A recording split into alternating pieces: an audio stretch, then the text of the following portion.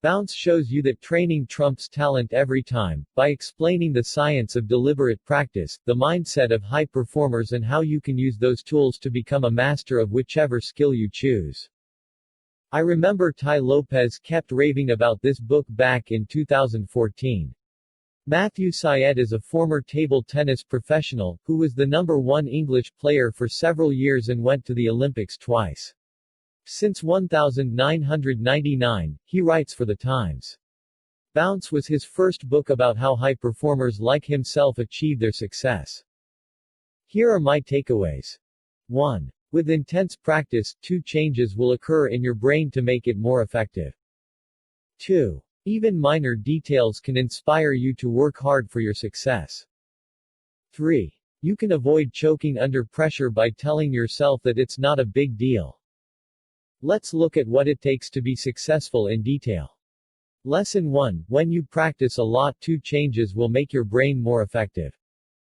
Table tennis players often seem to have lightning-fast reaction times, right? But when scientists ran a bunch of tests on the English national team's players, they found the best player, Desmond Douglas, to have the slowest reaction times. How does this go together? Douglas's brain has been trained to quickly assess situations in a table tennis match through years of practice, but only when he's playing. Because he's seen so many balls fly towards him in so many different ways, his brain can easily estimate even the most complex trajectories and give him more time to react than other players with less practice. However, that doesn't make him a better driver. In an everyday car crash, he wouldn't hit the brakes any faster than you or me. The second thing that happens is that his brain uses other areas to perform than the brain of a beginner. Since a lot of his actions happen on autopilot, the subconscious parts of his brain are really in charge here. Instead of wasting the resources of his prefrontal cortex on trying to get the ball spin right, he can use his brain to think about tactics, because the movements of his hand are taken care of. Lesson 2. You can be inspired to work hard by the most trivial details. Do you know the story of the 4-minute mile? Basically, for thousands of years humans believed it was not possible to run a mile in less than 4 minutes. It seemed like the human body just wasn't capable of doing it. The record stalled in the 1940s, for 9 years no one could get past 4:01. Then, in 1954, Roger Bannister finally broke the mark. Within a month, another guy did it. Over the next 4 years, 20 more people broke the barrier, bringing the record all the way down to 3:56. When the hell did it become so easy for so many people? The moment someone did it that had even the slightest relation to them. 11 of those 20 people come from UK-related countries, Ireland, NZ, Aus. Roger Bannister was British. Syed calls this motivation by association.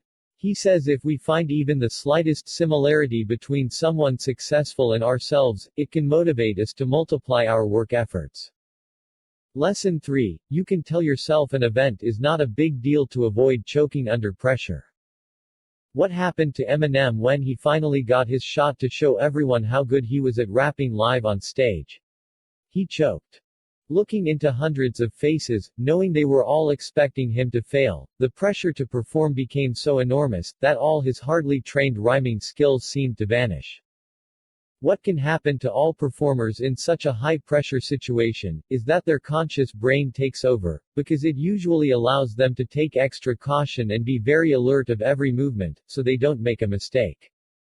However, when it's all on the line, that's not exactly what you want. It's right in those moments that you want your subconscious to be in charge, so you can actually reap the benefits of all your hard training. You can combat this performance anxiety by telling yourself that it's really not such a big deal and that the event doesn't matter to you.